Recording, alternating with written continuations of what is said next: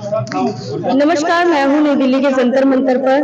नई दिल्ली के जंतर मंतर पर पूर्व सैनिकों का धरना जो है 109 दिन इनको हो चुके हैं, लगातार इनका धरना चल रहा है। हमारे साथ पूर्व सैनिक हैं गोपाल कृष्णा जी, जो कि लगातार इस धरने में आते हैं और अपनी मांगे जो है सरकार के समक्ष रखते हैं। सर, आप जब से ये धरना चालू है तब से आप आ रहे हैं सरकार के समक्ष, आप लोग अपनी मांगे रख रहे हैं। रक्षा मंत्री के समक्ष भी आप लोगों ने अपना जो भी था मैटर उसको पहुंचाया और कहीं ना कहीं उस मैटर पे उन्होंने उसका जवाब भी दिया है। ये चीजें तो पॉजिटिव हुई हैं आपके उसमें, क्या कुछ कहना चाहेंगे जब वहां पे जो जवाब आया है प्रधानमंत्री की तरफ से भी आया?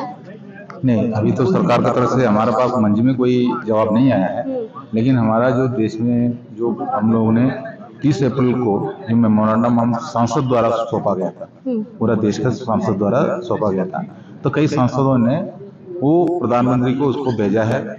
उसका वो रिसिप्ट जो प्रधानमंत्री स्वयं दस्तखत किया हुआ उसका रिसिप्ट उन्होंने जो हमारा जो इसने जो पूर्व सैनिकों ने एंडोर किया है, तो उन्होंने उसका आगे का जो कार्रवाई के बारे में पूछा जाके वापस पूछा गया, तो उन्होंने इसके लिए उन्होंने बता दिया जो उसको मतलब सरकार के पास भेजा है। कई लोगों ने रक्षा मंत्री के पास बाई हैंड भी दिया हुआ है। जो पटियाला का एक सांसद थे, उसने खुद ले जाके दिया था, कांग्रेस के सांसद थे, खुद ले जाकर रक्षा मंत्री को दिया है।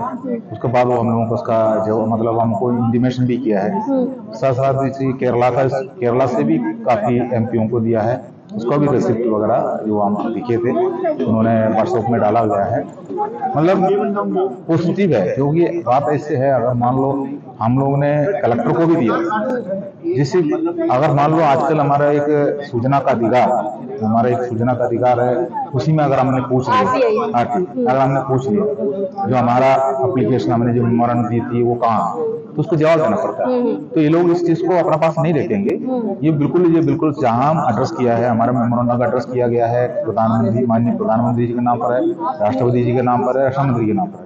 ये तीनों को एड्रेस किया हुआ मेमोरेंडम 3-3 कॉपी प्लस उस एमपी के लिए, नहीं तो वो जो अपना कलेक्टर के लिए 4 कॉपी उनको हमने देखी और एक कॉपी में रिसिप्ट लिया।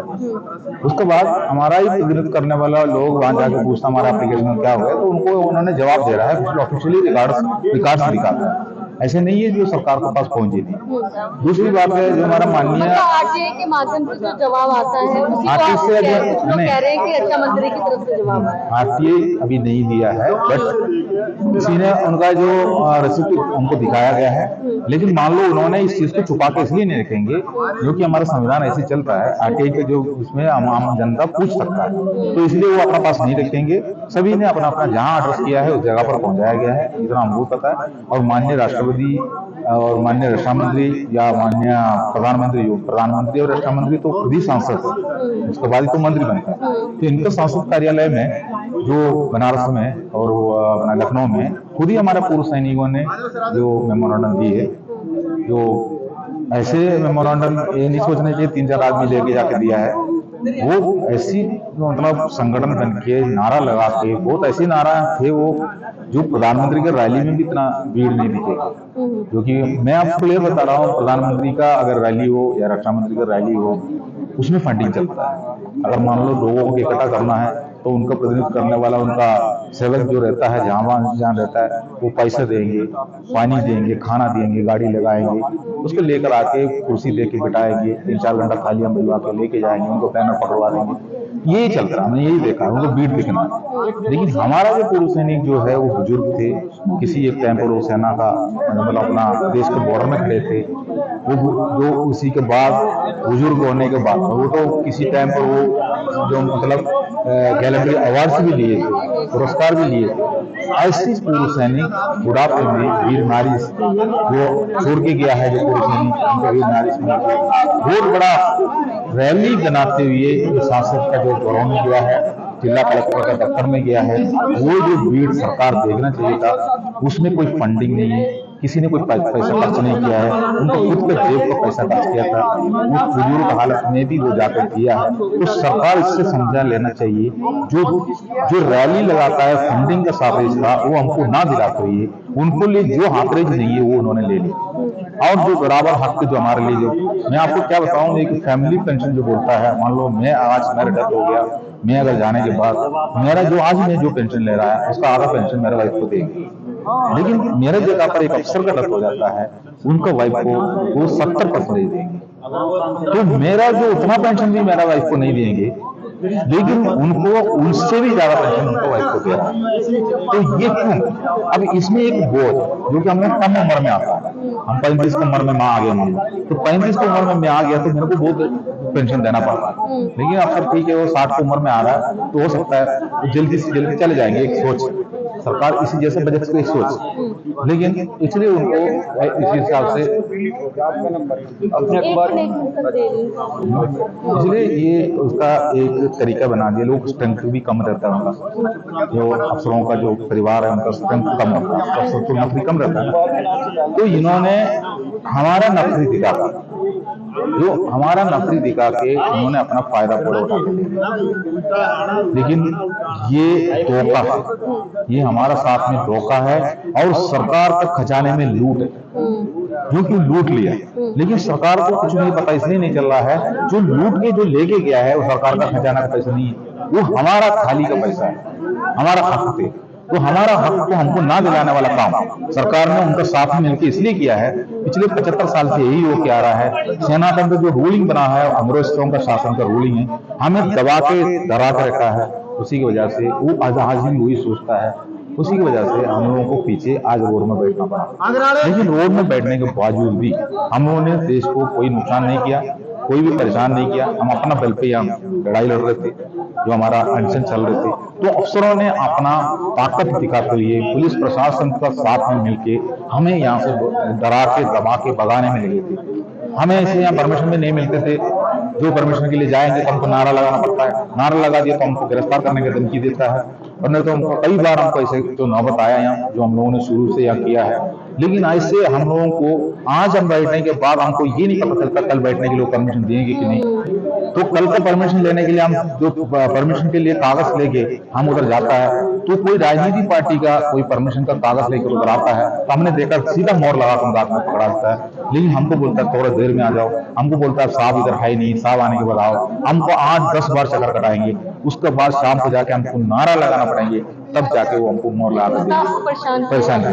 इस परेशानी के पीछे हमारा सेना का अधिकारी थे, पूर्व सैनिक अधिकारी थे। आपको पता है पूर्व सैनिक का जो अधिकारी है वो चीफ ऑफ आर्मी से रिटायरमेंट होकर 25-30 आदमी तो अभी भी जिंदा है, गवर्नर से रिटायरमेंट होकर बुजुर्ग बैठा हुआ है, मंत्री से रिटायरमेंट, मंत्री से भी होके एमएलए एमपी बन के बैठा है। तो इन्होंने जो भी बना है वो हमारा संज्ञा बल दिखाकर बना है, लेकिन उनको बिल्कुल तरस नहीं है, वो लूटने में लग गया। क्योंकि मैं आपको बता रहा हूँ, ये एक जैसा लुटेरा है, सरकार का खजाना भी लूट के लेके गया है। जो कि सरकार का खजाने के बारे में बार बार इसलिए बता रहा हूँ, खुद ही एक सीएजी रिपोर्ट आया था, पार्लियामेंट में आवाज उठी थी, 40% जो पूर्व सैनिक अधिकारी फर्जी डिसेबिलिटी पेंशन लेकर आ रहा है। जो आते टाइम पर वो अफसर है, वो कुछ ना कुछ बीमारी बताते हैं, उनको बीमारी है, बीपी है, शुगर है, कुछ ना कुछ बीमारी बोल के वो अपना डिसेबिलिटी पेंशन ले लेंगे। लाखों रुपए डिसेबिलिटी पेंशन ले रहा है, उसके ऊपर कोई इनकम टैक्स नहीं है। इसलिए 2-2.5 लाख रुपया, 2 लाख रुपया, 75,000 रुपये तक का जो डिसेबिलिटी पेंशन ले रहा है एक अफसर फर्जी ले रहा है, इसलिए जो रिपोर्ट है।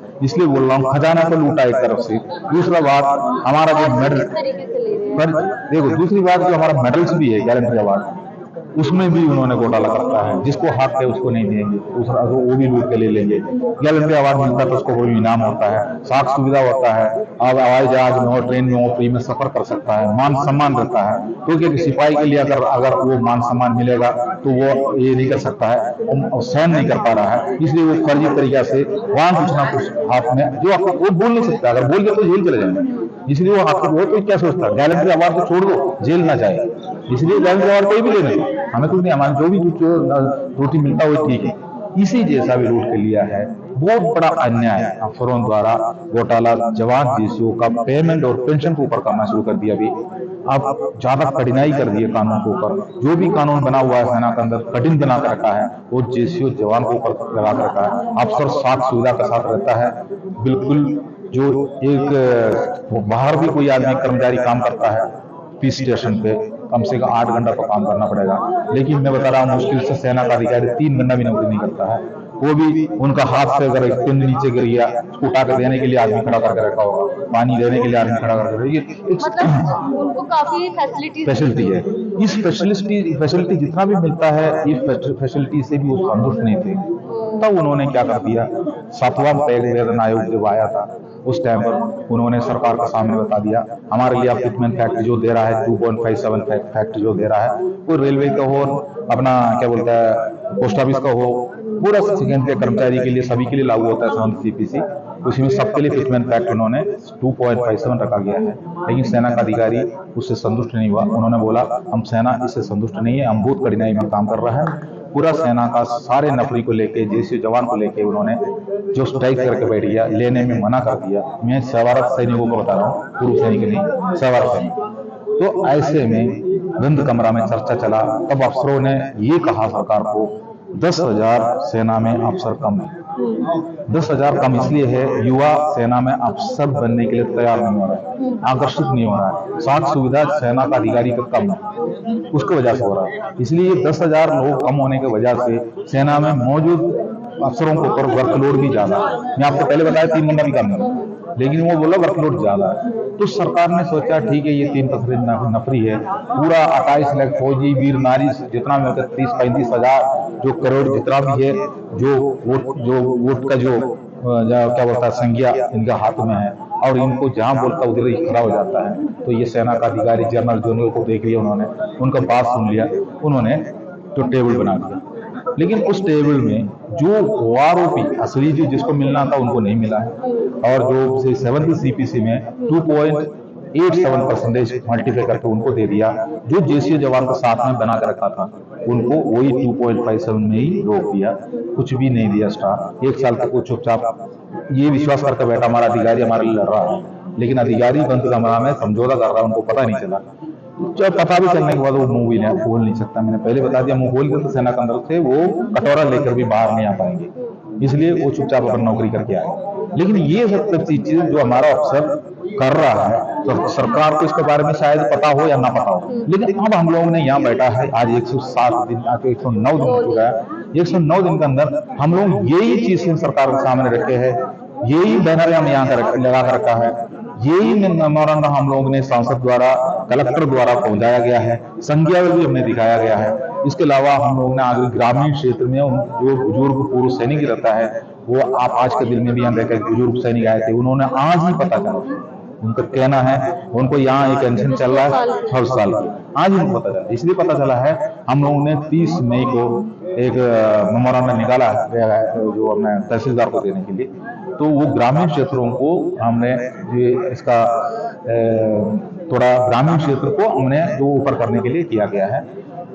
तो हर जगह पर हम लोग ने सरकारी मशीनरी द्वारा या हमारा जो हमारा जनता का जो बीच में रहता है, जो हमारा सांसद वगैरह उनका द्वारा हम लोगों ने मेमोरेंडम विस्तार विवरण लगा के हमारे साथ में क्या विषय दिए, क्या चल हुआ है, उसको जिम्मेदार कौन है, ये चालाकी टेबल कैसे बना, वो सब निकाल कर हमने ले जाकर दिया है। जो अगर मान लो सरकार में अगर 10,000 फौजी अफसर कम है, तो सेना का अंदर से ही हमारा सिलेक्शन होता है। बहुत बड़ा सिलेक्शन है, जो सेना का सिलेक्शन जैसा कोई सिलेक्शन नहीं होता है। एवं फिजिकली हम फिट होना पड़ता है, और अपना एजुकेशन भी हमारा सही होना चाहिए। सारे टेस्ट हम पास होने के बाद जो हमारा उम्र 18 से 21 का बीच में ही होना चाहिए, तब जाके हमारा आर्मी के अंदर एंट्री होता है। वहां जाने के बाद हम हमेशा ट्रेनिंग में ही रहता है।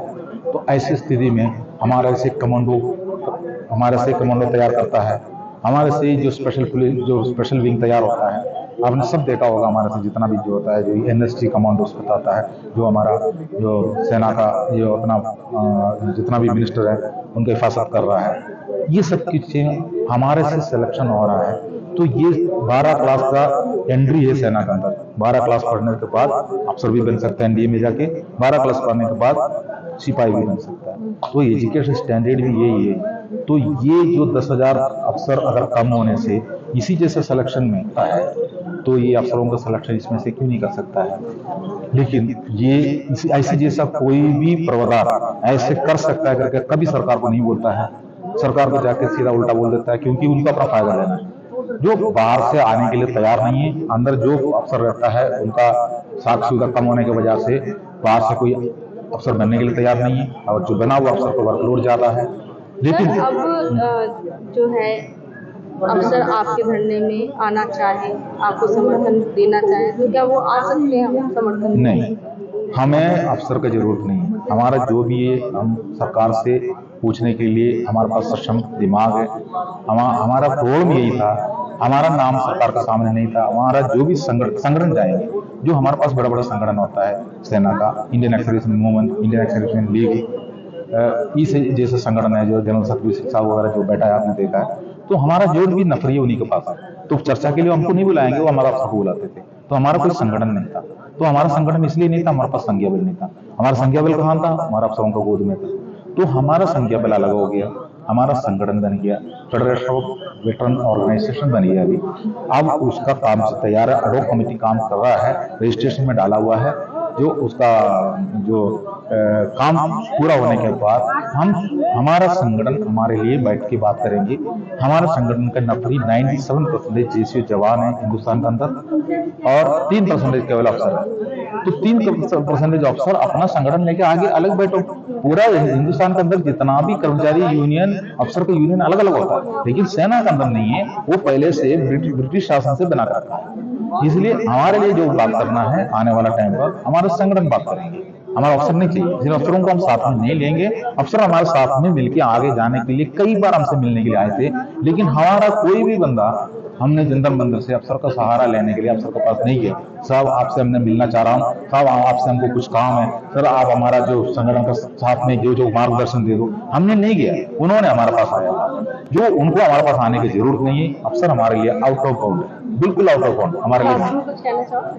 मैं आपका जो चैनल के जरिए मैं सरकार को ये कहना चाहता हूँ, अगर सरकार सोचते हो ज्यादा पोजीशन हमारा लेना चाहते हो, जो कि हमारे एक बुजुर्ग जो हमारा सुरेंद्र सिंह जो थे हमारे पास आए थे, वो वारंट अफसर थे, वो कल जंतर मंदिर में आते टाइम उनका हार्ट अटैक हुआ था।